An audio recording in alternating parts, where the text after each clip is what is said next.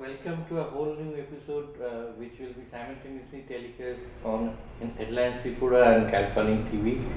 Today we are going to chat up with Mr. Tarakweshwar Singh, partner Jet Setters. This assumes significance because we are talking at a time when only few months back or till few months back, tourism, travel and tourism happens to be one of the sector that was the worst sufferer during pandemic, and at the same time now this is one of the sectors which is coming up very fast because we get to hear coinages like the revenge tourism. So let me start with you from that point of view. Is something like revenge tourism actually happening in travel and tourism sector? No, I would really not say that there is anything called revenge, especially when we talk about tourism. There is no concept of revenge. But yes, people who were not in a position to move out for a couple of years, they are now moving out with their families.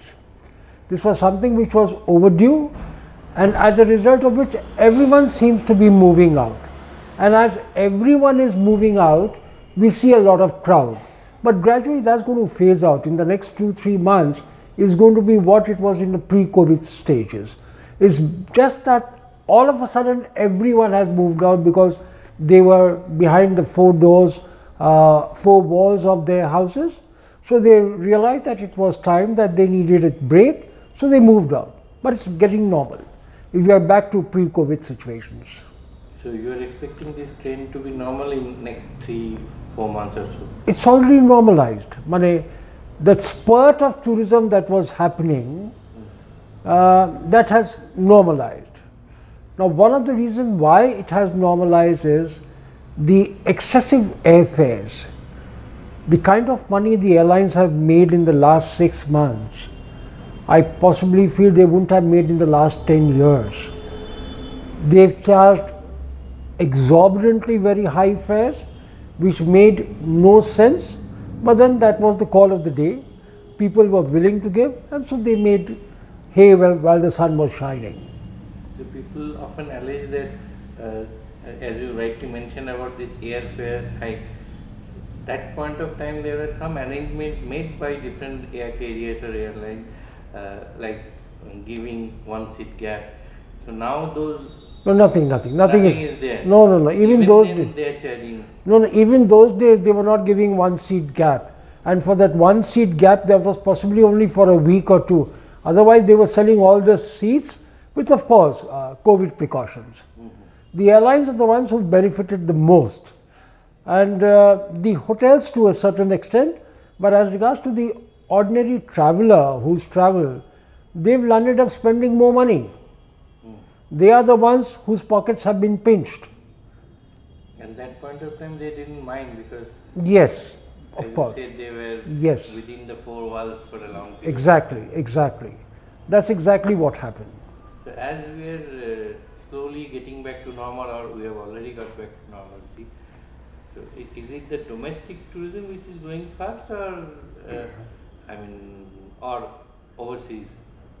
Now, overseas travel has had a setback primarily because visas were not coming through. But if you want a US visa today, you will possibly have to wait for a year and a half to get an application, to get an interview, to apply for the visa. Schengen visas were taking 6 months, you were not getting slots. Of course, they are getting back to normal, the Schengen visa, not the US visa. The UK visa was happening in 6 months. So outbound travel, those who had visas, they've traveled. Those who didn't had visas but had a lot of time, they've applied, and if they've got the visas, they've traveled. But the domestic tourism has really gone up by leaps and bounds. And I tell you that from India, especially with the new 20% TCS coming effective July 2023, it is the domestic tourism that will see a boom and not the overseas tourism. Going forward. Yes, but they will see a boom. But of course, the outbound travel to foreign countries, because of this 20% TCS, is definitely going to be very badly affected.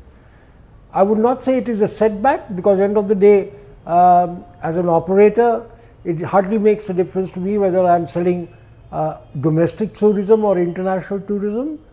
But this step of the government is indeed a very, very wise step. What exactly happens now is that people who haven't seen places in India and those who have seen places abroad, they will gradually have to come and see places in India which by far are as beautiful as any other foreign location. Moreover, with the spurt on this TCS which we call, the foreign exchange will not be diluted. The reserve of our country will not be diluted, because the moment you travel abroad, there is a lot of foreign exchange, outgo of foreign exchange. So in this case, people earning money in India are going to spend money in India, thereby affecting our GDP to have a better view. So has there been any such trend by way of which you, being a veteran in the industry, can say that people now are preferring more places which are closer to the nature, or it may sound like a cliche, but eco-friendly destinations? Oh yes, yes. Now see, I belong to Bengal. In my opinion, Bengal possibly is the most beautiful state in the country, and simultaneously it is the worst managed state as regards to tourism in this country. See, we've got everything. In Bengal, we've got every goddamn thing. We've got hill, we've got beaches, we've got sea, we've got river, forest, we've got everything that could attract a tourist. But what we don't have, the infrastructure, we don't have the microstructure, we don't have the macro structure, and we don't invite people to come and see us. So that is definitely a setback. But yes, domestic tourism in the country is going to go up. So this will include inbound tourists? Yes, yes, of course, of course. At the same time, people from within the country will, yes, because people within the country are not going to travel abroad the way they would travel earlier. And 20% TCS is one of the reasons. But people from outside the country, people from abroad locations, they are definitely going to come into the country, because we any day are a cheaper country than any other part of the world. Our living standards are not as high. People, by spending 100 rupees a day, can have 3 meals a day in this country. They can get a decent place for 500 rupees per night to stay. So it's definitely, the boost is happening. Our GDP is definitely growing, and there are no two ways about it. So which segment within the tourism sector is growing faster, the premium segment, the mid segment, or the affordable segment? Now this is actually a very tricky question that you've asked me. See, there is nothing called a budget segment anymore. People have upgraded themselves. After the COVID, they've learnt a lesson that hygiene has become very, very important. So they've upgraded themselves. People who would stay in budget hotels with no proper facilities, they are now at least staying in a 3-star hotel. The 3-star ones have migrated themselves to a 4-star one. 4-star ones are either staying in a 4-star deluxe, or they've also migrated themselves and upgraded themselves to 5-star ones. Premium segment is seeing a boom. The 3-star hotels are also seeing a boom. Overall, the hotel and the hospitality sector in the country is definitely seeing a boom, and is good for the country. And people spend mostly on the food while they go out on vacation or some other aspects. Now this again has a different mentality, varying to two different states. Bengal and Gujarat are identical. They like to see more places, so they don't mind staying in a 3-star property and not waste money on hotels.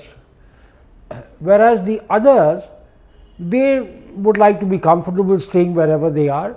They don't want to see 10 places in one day. They rather see 2 places in one day and come back again another time to see more places in that state. But of course, Bengalis, they will possibly go without food, but they would like to see a lot of places. So are the Gujaratis.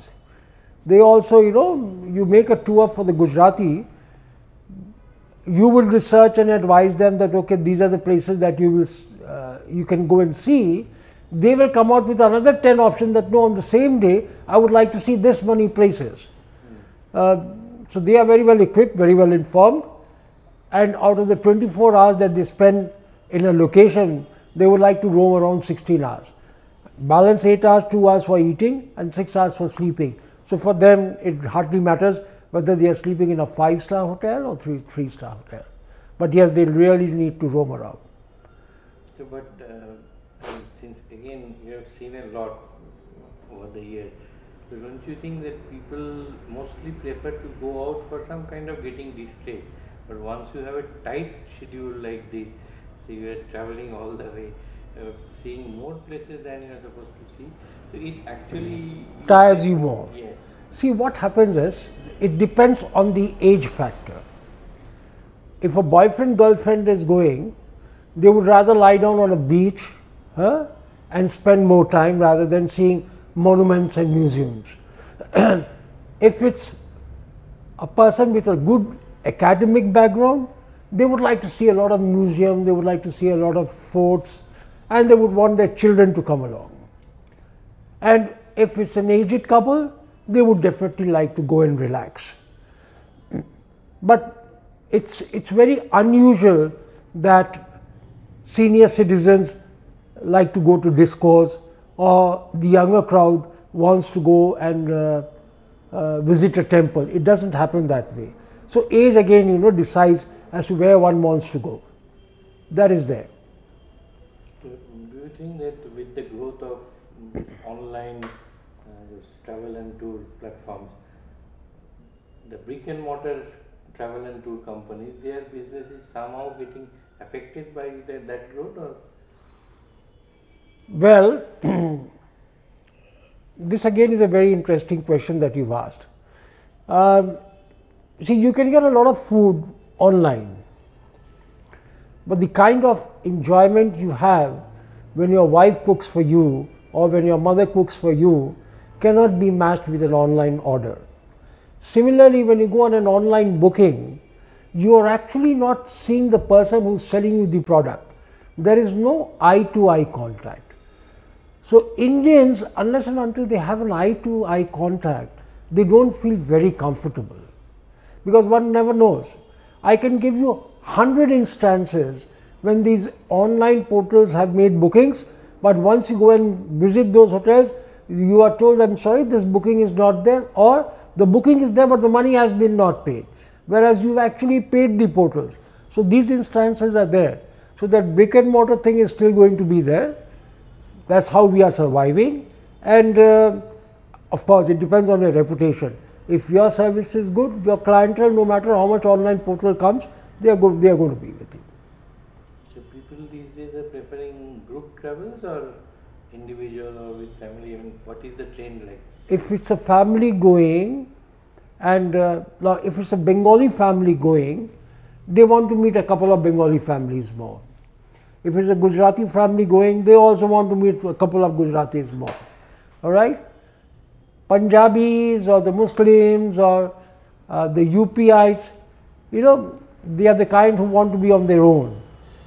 They want everything guided, everything arranged, but they are not the very mixing type. So that way Bengalis have an edge. They like meeting people, they like socializing. Gujaratis, so they only know how to socialize. They meet people. So the more people they meet, they plan another trip with them only. All right, this time we met in Vietnam, next time we'll meet in Cambodia. This is how it works.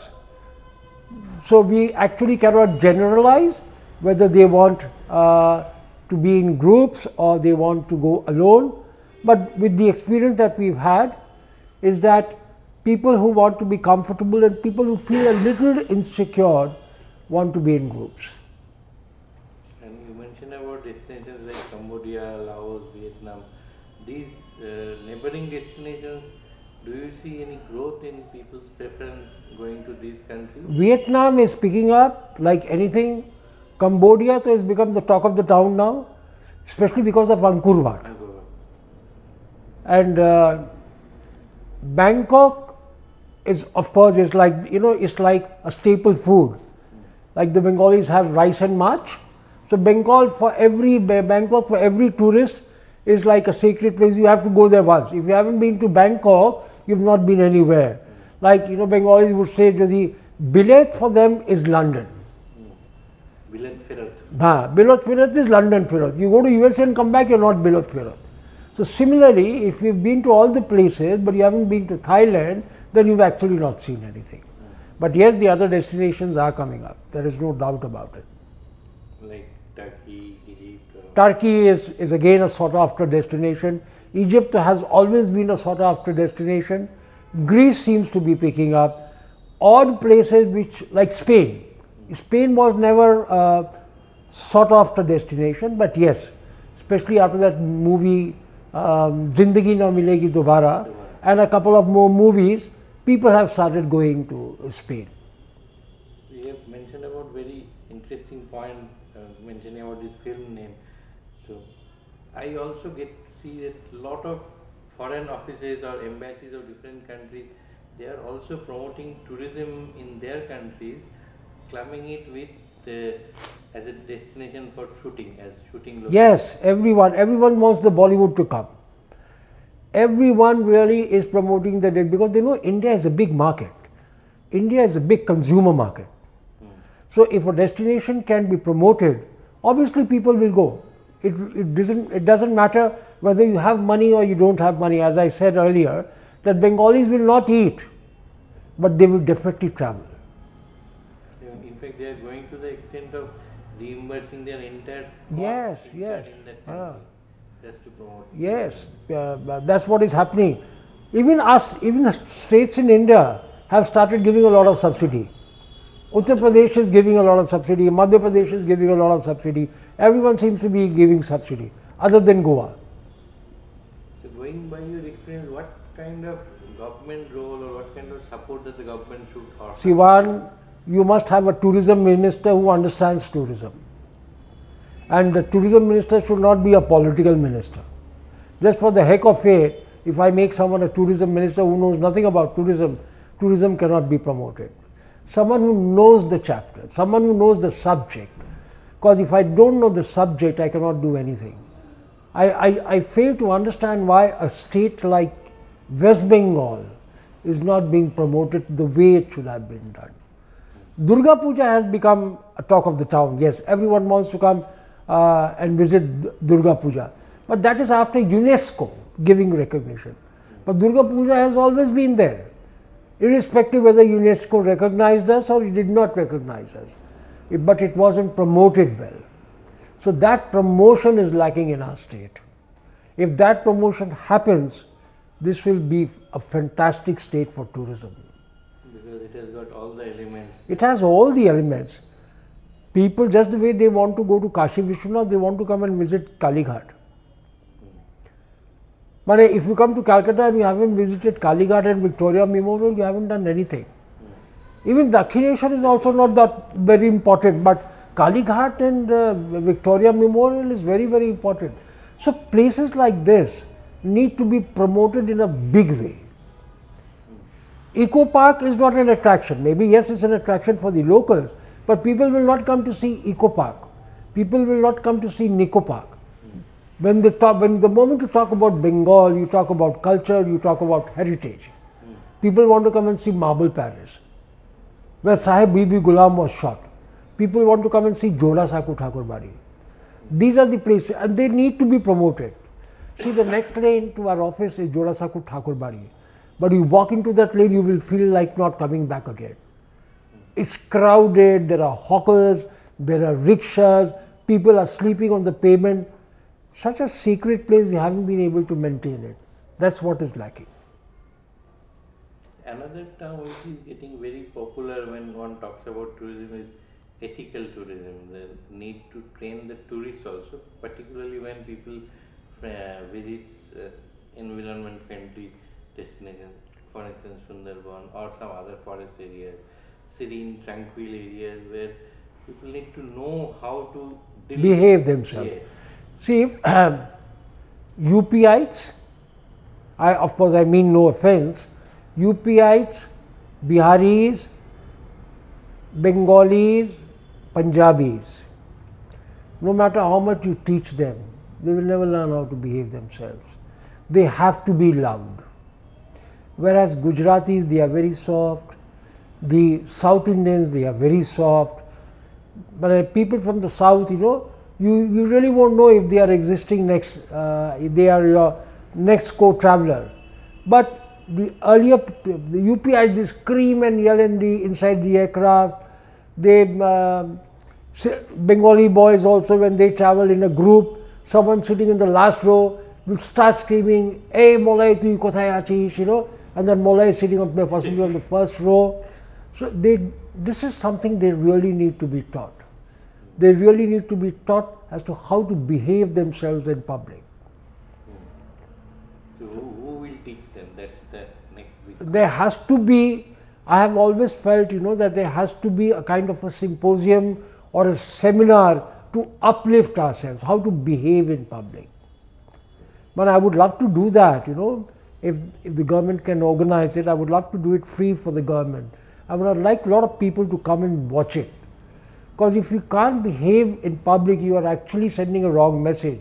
You are defaming the state from where you come. Who will say that this is the place where Rabindranath Tagore was born? This is the place which belongs to Amartya Sen. This is the place that belongs to Satyajit Ray. Right. So, okay, it's nice to be a Swapam Saha maybe at some time, but you really have to maintain yourself, carry yourself, and understand that you are not the only one who's traveling. There are other people also. And people tend to abuse a lot. All these people from these 4 states, they abuse a lot, which is horrendous. How can one abuse in public?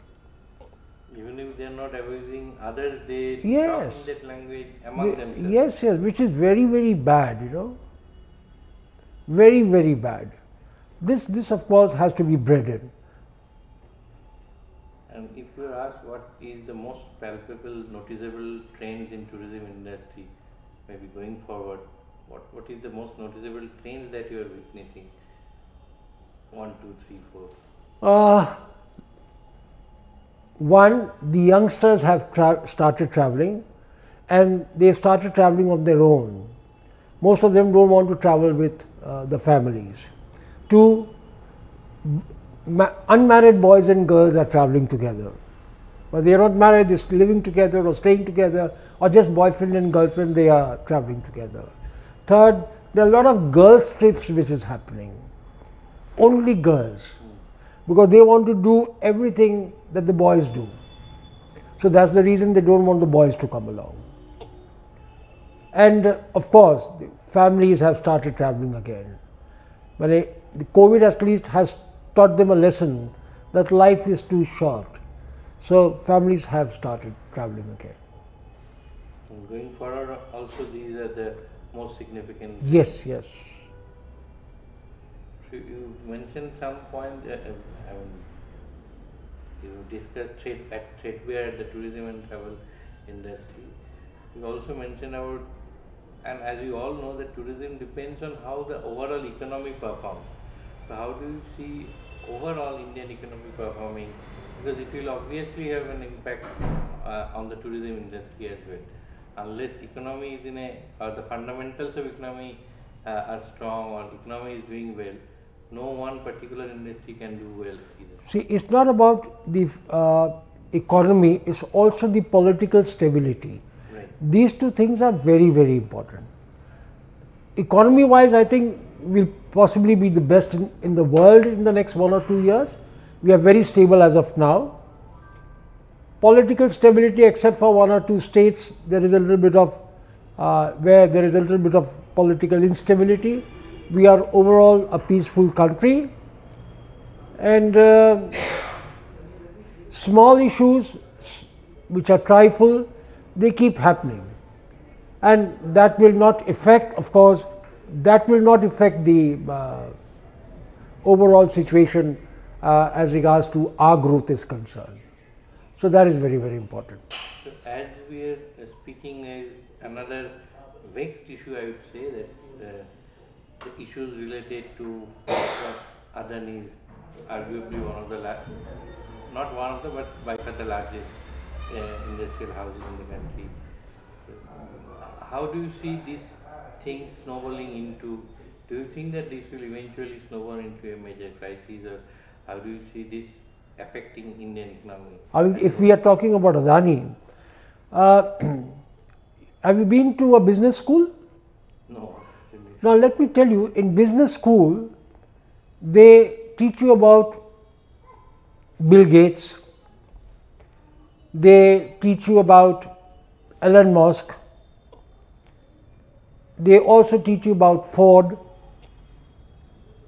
But the saddest part is that the Indian business schools, they don't teach you about Ratan Tata, they don't teach you about Anand Mahindra, they don't teach you about the Birla family, they don't tell you anything about the Bangar family, they don't teach you about Ambani's, and they also don't teach you about Adani's.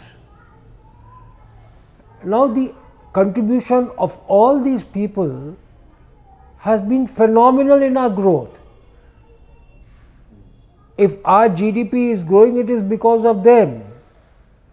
So all this hue and cry on Adani because of Hindenburg, which is a dubious company and is facing a lot of cases in its own country, should not have been relied upon. The way Adani has carried himself, the way Adani has moved forward, I think it should be an eye-opener. There is nothing to fear about, and it's not going to scare the hell out of us. So Adani plus or Adani minus will actually have no effect on us. On the contrary, we should project this as a success story which will inspire the next generation or others. 100%, 100%. All these stalwarts that I have spoken about, they are definitely people that should be looked forward to. Imagine Ambani's, look from where they came. Dhirubhai Ambani. Dhirubhai Ambani is a subject which needs to be taught. Adani is a subject that needs to be taught. Ratan Tata again is a topic that needs to be discussed and taught. Why do we have to depend on the foreign people? We have better industrialists than them, because we have grown in circumstances and in situations which were not very favorable. All those people have grown in situations that were very favorable.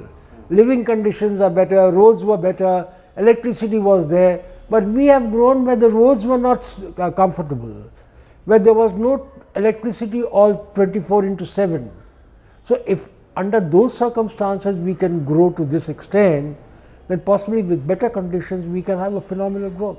At least I am very proud of all these industrialists of my country, and I feel they are a shade better than anyone else in the world. So ironically, our business schools, they talk about, teach their students about, or Henry Ford's famous quote that an aeroplane takes off against the winds, not with the winds. But people who have actually taken off against the winds, they are not taught that. That's what it is. Yes, yes. But people, the Indians, they don't appreciate Indians. That is the saddest part. That is, I don't know why, but they possibly suffer with an inferiority complex, that okay, these guys have grown, I haven't grown, so that man has to be a crook. Every businessman, no matter how honest he is, in terms of a general public, is a crook. That is something within our society that is somehow it has been embedded in us. And every educationist, no matter how big a crook he is a nice person. So we really have to come out out of this. Every businessman is not a crook. That's because all our literatures, films, they have taught us that way. Businessman means mixing, those things, small stone chips and everything in rice, and doing all sorts of unscrupulous. Yes, 100% I totally agree.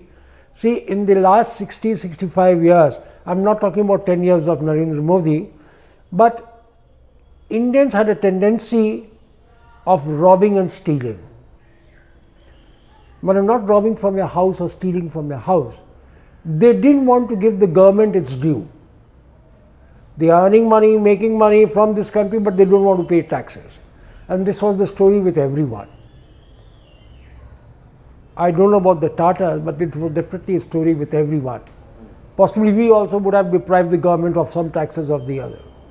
It is now lately that they have to pay all taxes. They are feeling the pinch. And because they have to pay all the taxes, they possibly must be feeling within the heart that no, this government is not the right government. We need a government who will eat and also let us eat. We don't want a government that doesn't eat and will not let, and also does not want us to eat. You are almost at the back end of our discussion. So at the end, I would like to ask you about your own company in particular. Do you see this travel and tourism companies playing a bigger role than just helping people to move out, go out on vacation, doing their ticketing needs, hotel booking needs, and to set up their own infrastructure as well? See, we as an organization can play a pivotal role as regards to promoting tourism in the state.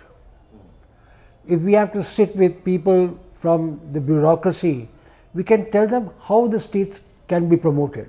I'm sure the minister, whosoever he is today, he knows nothing about tourism.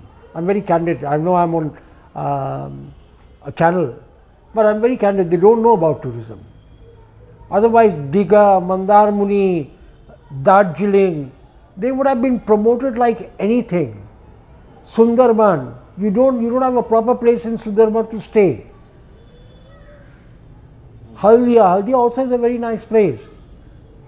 Phulia, there is a place called Phulia where you get fantastic saris. Half the people are not even aware of it. The little who are aware of it, they don't go because it's very far. And it's actually not very far, but the access to Phulia is very bad. True. People come all the way, all over the country to buy saris in Calcutta. Though they go to Varanasi also, but if they'll be very happy if they can get the Varanasi saris in Calcutta. But Phulia is one place where you can sell saris like mad. People are not even aware of it because it has not been promoted. Bakura, Mukutmanipur, these are eye-boggling sights. How many people know about it? Krishnanagar is such a beautiful place. The entire district, the entire Nadia district is so beautiful. See, unfortunately for we Indians, today even God has to be marketed. They are marketing Krishna. What is ISKCON doing? Is marketing Krishna. And by marketing Krishna, they are making a lot of money. People are willing to give money to ISKCON. They will not give money to the Kineshwar or Kalighat or Tarokeshwar or Ramakrishna Mission because it doesn't carry that glamour. ISKCON carries a glamour. They have foreigners selling Lord Krishna. So we need to promote all our heritage sites with all honesty. And if we don't promote it, it's going to be very sad for us.